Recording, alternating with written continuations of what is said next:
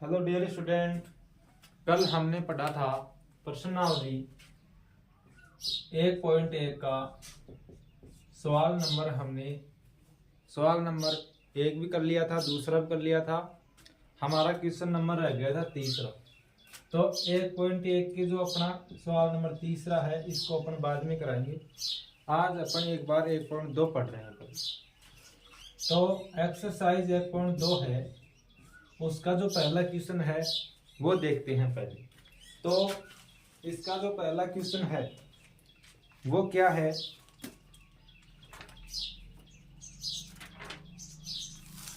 इसमें दे रखा है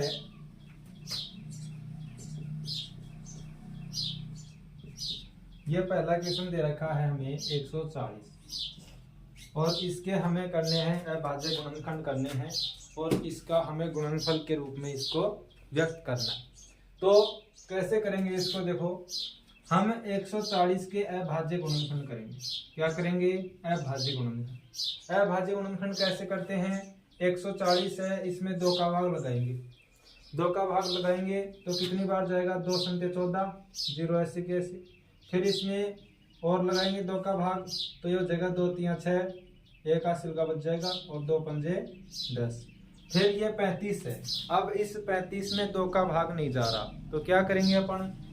इसमें मतलब 2 का तो नहीं जा रहा लेकिन 5 का तो जा रहा है, तो 5 संते 35 और फिर लगा देंगे 7 का, तो 7 एकम 7। तो इसके अभाज्य गुणनखंड क्या हो जाएंगे? इसके अभाज्य गुणनखंड हो जाएंगे 2 गुणा 2 गुणा 5 गुणा 7। तो ये 2 2 बार आ रहा है तो 2 की पावर 2 गुणा 5 गुणा 7, ये इसका आंसर हो जाएगा। तो ऐसे आपको इस क्वेश्चन को करना है। इसी प्रकार जो दूसरा क्वेश्चन है वो क्या है? 156। दूसरा क्वेश्चन क्या है? 156। 156 वाले को भी ऐसे करना है। अभाज्य गुणनखंड करेंगे पहले। क्या करेंगे? अभाज्य गुणनखंड। तो 156 का अभाज्य गुणनखंड करेंगे। देखो 156 का 2 का लगा दो, 2 संते 14, 1 बच गया, 2 अंटे 16। फिर 2 का लगाएंगे, 2 3 6, 2 नाम 18। अब इसमें किसका जाएगा बताओ? इसमें किसका जाएगा? तो इसमें 3 का जा रहा है, 3 का लगा दो, 3 एकम 3, 3 3 9 और 13 में 13 का लगाएंगे तो बार कितनी बार जाएगा? 1 बार। तो इसका जब हमने अभाज्य गुणनखंड किया तब क्या आया?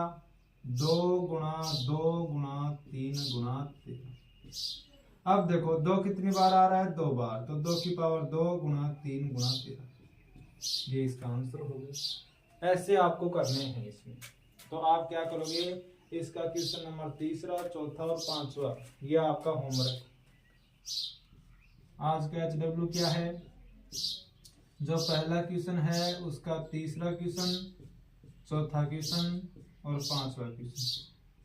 यदि आपको नहीं आए तो मुझे बता देना, इसको डाउट क्लास में क्लियर करवा। ठीक है। अब एक क्वेश्चन नंबर जो दूसरा है वो देखो, आप एक बार इनको नोट कर लो। जो अपनी क्लास को रोक करके इसको नोट कर लो। अब आगे हम पढ़ते हैं दूसरा क्वेश्चन।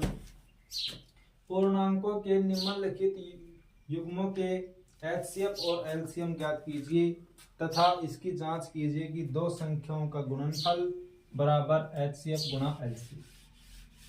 ये हमें इसमें पूछा है।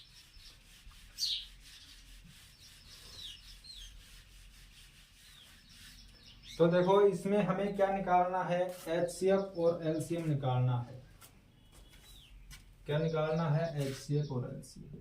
क्वेश्चन नंबर दूसरा।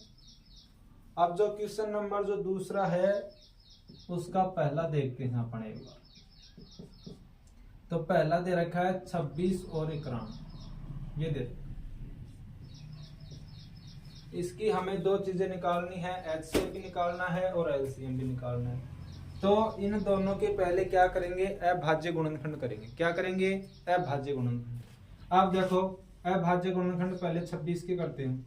2 का भाग लगाएंगे, 2 एकम 2, 2 3 6, फिर 13 का लगा दो, 1 बार जाएगा। और अब करेंगे 91 की। 91 का बताओ। इसमें 2 का भी नहीं जा रहा और 3 का भी नहीं जा रहा। चलो इसमें 13 का जा रहा है तो 13 संते 91 होता है और 7 में 7 का लगाएंगे तो कितनी बार जाएगा? 1। तो देखो 26 है अपने पास, इसके टुकड़े क्या हुए, अभाज्य गुणनखंड 2 गुणा 13। 91 है, इसका क्या हुआ 13 गुणा 7। अब इसका हमें एक तो निकालना है HCF। क्या निकालेंगे, HCF। तो HCF कैसे निकालते हैं और LCM कैसे निकालते हैं, ये दो चीजें, ठीक है। इसको तो बोलते हैं महत्तम समापवर्तक। क्या बोलते हैं, महत्तम समापवर्तक। और इसको बोलते हैं लघुत्तम समापवर्तक। क्या बोलते हैं, लघुत्तम समापवर्तक। ठीक है, इनको हिंदी में भी आपको याद रखना है। अब HCF कैसे ज्ञात करेंगे और LCM कैसे ज्ञात करेंगे वो देखना है हमें। तो देखो HCF ज्ञात करने के लिए क्या देखते हैं, सबसे पहले तो जो अंक हैं इनके वो क्या रहने चाहिए, कॉमन रहने चाहिए अंक, और घात क्या होनी चाहिए, मिनिमम होनी चाहिए। तो देखो कॉमन तो इसमें 13 ही है, कॉमन तो इसमें 13 ही आ रहा है, इसमें 2 है लेकिन इसमें 2 नहीं है, और पावर की तो बात ही नहीं हो रही, इसमें अलग अलग है। तो इसका जो HCF है वो क्या हो गया, 13 हो गया। अब LCM की बात करते हैं। तो LCM का मतलब ये है कि जो कॉमन हो चाहे न हो, और घात कौन सी लेनी है, मैक्सिमम घात लेनी है अपने को। तो इसमें देखो 2 आ रहा है लेकिन 2 इसमें नहीं है, कोई बात नहीं है, लिखो इसको। 13 को भी लिखना पड़ेगा लेकिन 13 2 बार नहीं लिखेंगे, एक बार लिखेंगे, और गुणा में 7। और जब आप इन तीनों को इंटू करोगे तो 13 दूनी 26 और गुणा 7, और आप इसको गुणा करोगे 7 से 26 को, तो 7 छिका 42 और 7 दूनी 14 और 4 कितना हो जाएगा 18। तो इसका आंसर कितना हो गया, 182 हो गया। तो ऐसे आपको करना है, वीडियो को पॉज करके इसको उतार लो। अब आगे हम देखते हैं क्वेश्चन नंबर, अच्छा इसमें एक चीज और पूछा है हमें, इसमें हमें जांच करना है कि दो संख्याओं का गुणनफल बराबर HCF गुणा LCM, ये और हमें ज्ञात करना। तो इसकी जांच और कर देते हैं। देखो जांच हमें क्या करनी है, दो संख्याओं का गुणनफल, दो संख्याओं का गुणनफल बराबर, दो संख्याओं का गुणनफल बराबर क्या सिद्ध करना है, LCM गुणा HCF, कोई दिक्कत। अब हमें दो संख्याएं कौन कौन सी दे रखी हैं, देखो दो संख्याएं, एक तो 26 दे रखी है और एक दे रखी है 91, और हमें बोल रहा है गुणनफल। तो गुणनफल का मतलब इनको गुणा कर दो बस।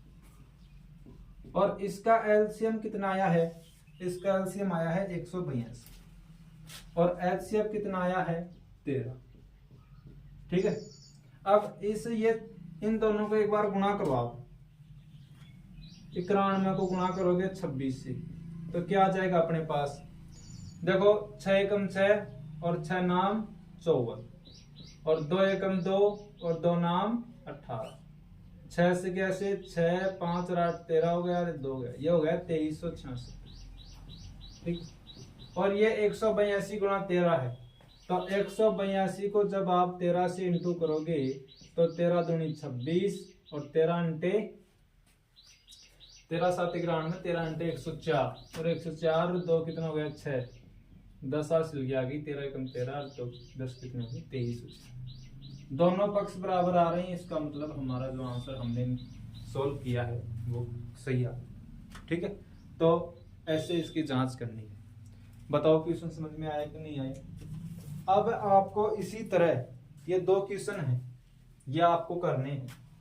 क्वेश्चन नंबर जो दूसरा है इसका आपको दूसरा और तीसरा करना, और नहीं आए तो बता देना इसको। इस प्रकार आपके क्वेश्चन कितने दे दिए, होमवर्क कितना हो गया आपका, 4-5 क्वेश्चन हो गए। तो आपको ऐसे करना है।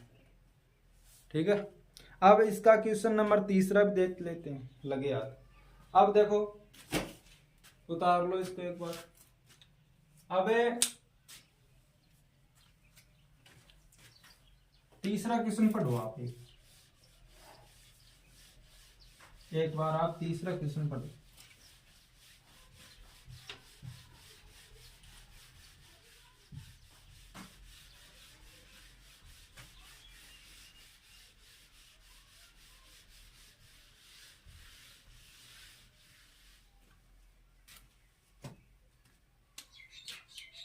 देखो इसमें तीसरा क्वेश्चन दे रखा है, अभाज्य गुणनखंड विधि द्वारा निम्नलिखित पूर्णांकों के एचसीएफ और एलसीएम ज्ञात कीजिए। ये हमें पूछ रहा है। जो अपना सवाल नंबर 2 था उसमें हमें 2 पूर्णांक दे रखे थे, हमें 2 संख्याएं दे रखी थी, लेकिन जो तीसरा क्वेश्चन है इसमें 3 संख्याएं दे रखी हैं। काम करने का तरीका तो वही रहेगा, लेकिन थोड़ा इसमें 3 संख्याएं दे दी, उसमें 2 संख्याएं दे दी। चलो देखते हैं इसको। क्वेश्चन नंबर तीसरा क्वेश्चन। इसका पहला क्वेश्चन क्या है बताओ। पहला क्वेश्चन है 12, 15 और 21, ये क्वेश्चन है। और इसका हमें क्या करना है, अभाज्य गुणनखंड विधि द्वारा एचसीएफ और एलसीएम ज्ञात करना है। महत्तम समापवर्ती और लघुत्तम समापवर्तक हमें ज्ञात करना है। देखो पहले 12 के अभाज्य गुणनखंड करेंगे, फिर करेंगे 15 के, और फिर करेंगे 21 के। ऐसे 3 बार अभाज्य गुणनखंड होंगे।